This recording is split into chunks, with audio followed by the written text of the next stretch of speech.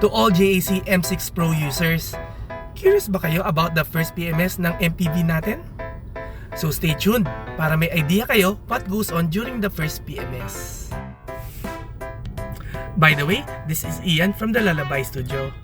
Today, nakaschedule si Herbie, our JAC M6 Pro GS version, for its first periodic maintenance check.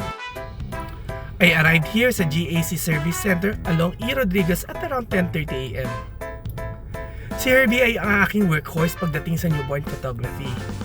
I only provide home service, so I have to ensure na well-maintained si Herbie natin.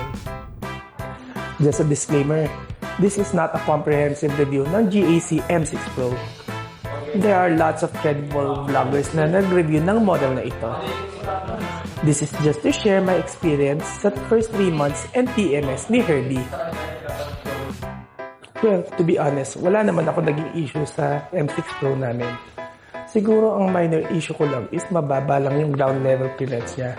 So we just had to replace our mags and gulong to a bigger one para kahit paano tumaas siya ng konti. We got the GS version, so we replaced our 16-inch mag to 18-inch one.